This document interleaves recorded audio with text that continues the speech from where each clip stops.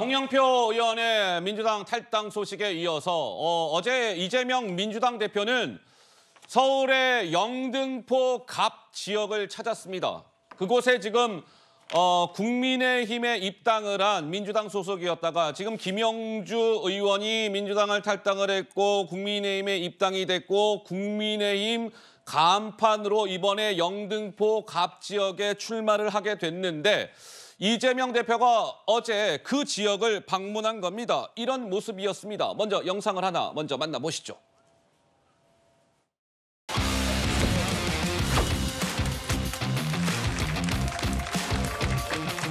경선에도 너끈하게 원래 이기는 건데 이상한 핑계를 대고 나가시는 바람에 좀 싱거워지긴 했습니다. 이미 승부는 났다.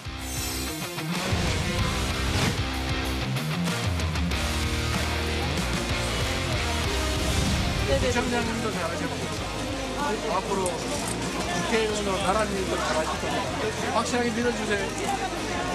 1번.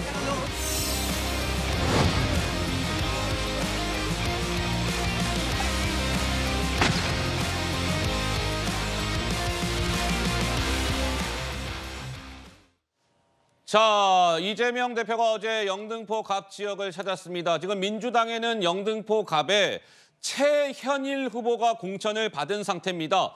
영등포 구청장을 지낸 친명의 원외 인사다 이렇게 알려져 있는 인물인데 그곳 사무실을 이재명 대표가 찾아갔습니다. 지금 민주당을 탈당을 해서 이제 국민의힘 품에 안기게 된 김영주 의원을 향해서 이재명 대표는 김영주 의원은 이상한 핑계를 대고 민주당을 떠났습니다. 아이고야, 이미 이 승부는 끝났어요. 최현일 후보가 승리할 겁니다. 이렇게 얘기했는데 우리 김지호 실장님 생각도 비슷하신지요? 좀 어떻습니까? 요 관련해서는 민주당과 국민의힘, 그다음에 김영주 의원 세 가지 측면에서 볼 수 있는데요. 예. 민주당은 사실 김영주 의원이 과거에 유력한 아주 큰 우리나라에서 모두가 채용되고 싶은 그런 은행의 어떤 지인의 불법 채용과 관련된 의혹이 언론에 굉장히 크게 제기된 적이 있습니다. 이런 부분이 제대로 해명되지 않았기 때문에 하위 점수를 받았다. 예. 이렇게 말씀드리고 있는 거고요. 이런 의혹이 있는데 민주당으로서는 사실 이런 공천 시스템으로 걸러냈을 뿐이 없고 이 부분은 사실 선배님이 받아들이셨어야 되는데 김영주 의장님은 어떤 개인적인 영달? 동지들하고 의리보다는 본인의 어떤 한 번 더 국회의원을 하겠다는 의지로 국민의힘을 가셨고요. 저는 여기서 국민의힘의 공천 시스템, 한동훈식 공천에 대해서 좀 말씀드리고 싶은데요. 아니지만 얼마나 많은 청년들이 은행에 들어가고 싶어서 노력을 하고 있는데 은행권 불법 채용 의혹이 있는 이런 후보를 아무런 검증 없이 영입했다. 이 부분에 대해서 한동훈 장관이 정말 설명해 주셔야 되고요. 혹시라도 많은 국민들이 의심하고 있어요. 정치검찰, 한동훈한테 장악된 검찰, 수사권을 장악하고 있다고 어떤 딜이 있지 않았나? 네. 하는 이런 의혹에 대해서도 답을 해주셔야 될 겁니다. 네, 강전혜 변호사 한 말씀 하시죠. 예. 네, 지금 김 부시장님 이야기하신 내용은 사실 글쎄요, 예전에 있었던 일인데 의혹이 있었던 것은 사실입니다. 그런데 지금 김영주 부의장 입장에서 하는 이야기는 거기에 대해서 본인이 경찰이나 검찰에서 단 한 번도 수사조차 받은 적이 없다라고 이야기를 하고 있는 것이죠. 그리고 그것이 있었던 일도 19대, 20대 국회의원에서 있었던 일인데 왜 지금 21대 국회의원 끝나는 마당에 여기에서의 점수에 그것이 50점으로 배점이 되고 왜 거기가 때문에 0점이 되었느냐라고 이야기를 하고 있는 것입니다. 의혹이 있는데 이미 그것은 본인은 경찰, 검찰에서 수사를 받은 적도 없기 때문에 더 이상 소명할 것이 없던 상황 아닙니까? 근데 이거를 0점으로 줬다는 거. 글쎄요, 이게 좀 국민들의 눈높이에 맞을까요? 지금 그리고 이 얘기를 하고 있는 이재명 대표는 그럼 이재명 대표 지금 개항을 해서 단수공천 결정되지 않았습니까? 본인도 의혹에 대해서 소명을 했을 텐데 본인의 그 수많은 의혹에 대해서 본인은 얼마나 정확하게, 명확하게 모두가 알 수 있을 정도로 소명이 되었을지 그 부분이 참 궁금합니다. 자, 오늘 이제 어제 이재명 대표가 김영주 의원을 향해서 이렇게 얘기했고 오히려 뭐 잘 됐습니다. 민주당을 김영주 의원이 떠난 거 잘 됐어요. 이상한 핑계를 대고 민주당을 떠났습니다. 이렇게 얘기를 했는데 오늘 오전에는 이재명 대표가 소셜 미디어에 짤막한 글 하나를 올렸습니다. 한번 보실까요? 자, 오늘 오전에 이재명 대표가 소셜 미디어에 어떻게 올렸느냐? 좌측 거를 좀 먼저 봐주셔야 돼요. 이게 이재명 대표가 올린 겁니다. 좌측 편이. 권성동과 김영주의 공통점은 이렇게 올린 거예요. 뭐 다른 글 없었고 저렇게 올렸습니다. 그러니까 아마도 이재명 대표는 채용비리 이 문제를 이렇게 지적을 한 걸로 보이죠. 예, 권성동 의원도 일전에 채용비리 논란이 있었는데 권성동 의원이 아마 대법원에서 무죄를 선고를 받았을 겁니다. 근데 어쨌든 권성동과 김영주의 공통점은 이렇게 올리자 오른쪽 권성동 의원이 조금 지나서 또 이렇게 올렸습니다. 뭐 이렇게 잘못된 공천의 피해자입니다 쭉 하다가 마지막에 이재명과 이석기의 공통점은 또 이렇게 약간 핑퐁이 오간 모양새인데 최수영 평론가님 좀 어떻게 보셨습니까? 글쎄 갑자기 뜬금없이 권성동 의원이 소환이 됐더라고요. 예. 그러니까 권성동 의원은 소환된 건 거죠. 김영주 부의장을 자꾸 이제 뭐 채용 비리로 좀 그 엮어 넣으려니까 그렇다면 과거에 비슷한 혐의로 수사는 받았으나 강원랜드 채용 비리 혐의죠. 그걸로 했으나 대법원에서 무죄 판결을 받은 권성동 의원을 꺼내가지고 두 사람의 공통점이 이거니까 이걸 이제 봐줘야 한다는 그런 얘기를 한 것 같은데 그러니까 바로 되받는 질문을 오지 않습니까?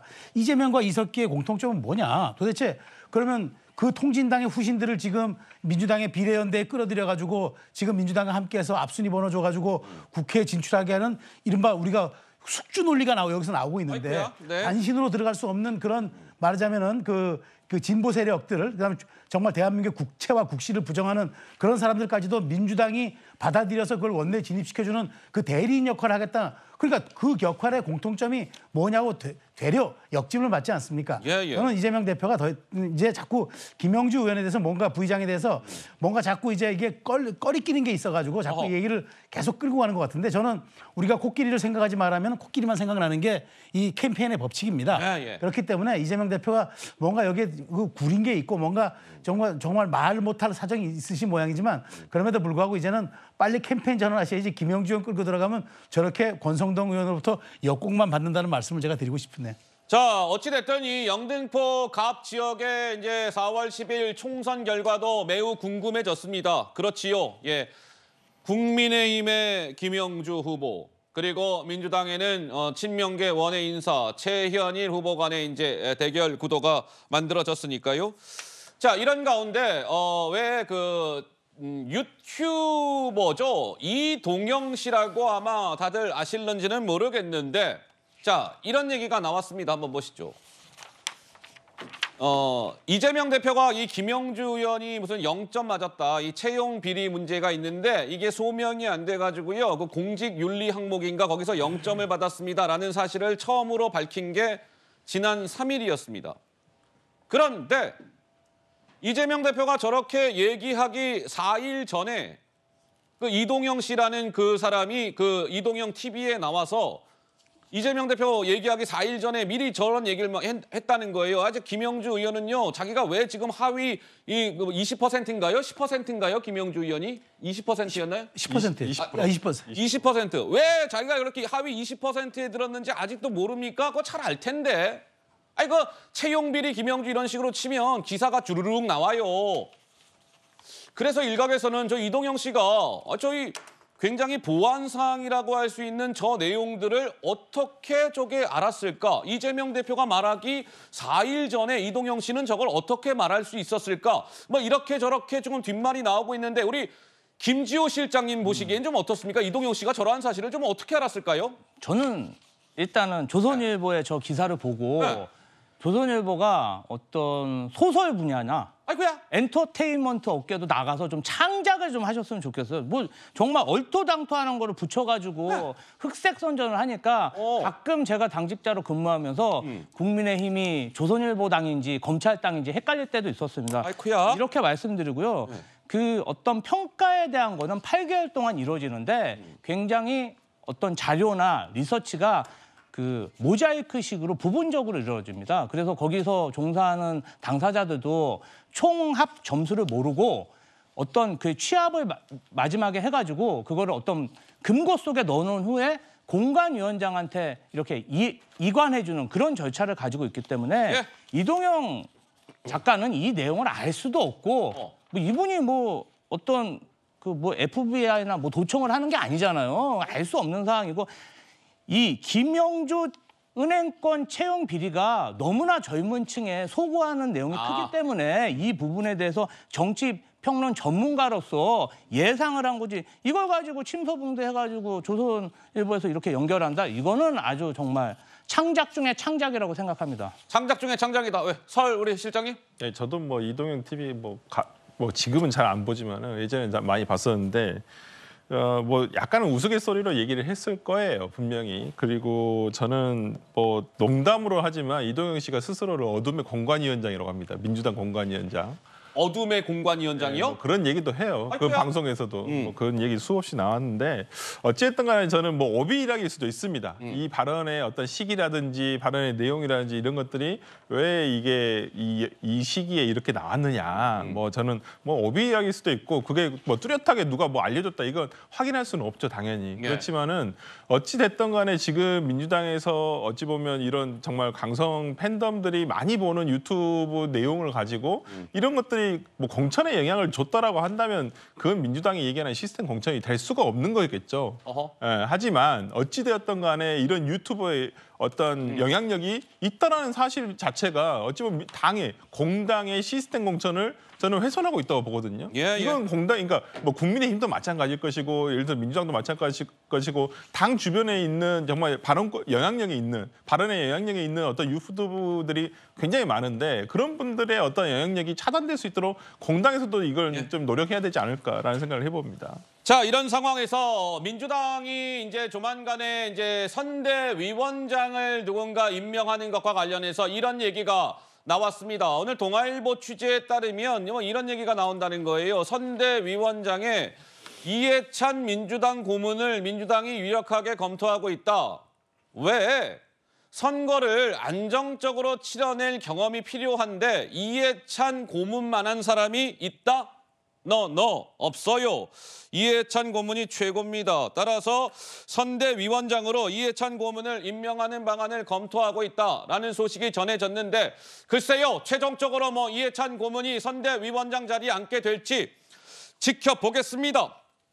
근데 짧게요. 김지호 실장님, 이해찬 고문 선대위원장 카드는 좀 살아있는 겁니까? 가능성이 좀 희박합니까? 어떻습니까? 우리 민주당은 전통이 그 가장 성공한 선거 캠페인이 민주당 원팀입니다. 원팀.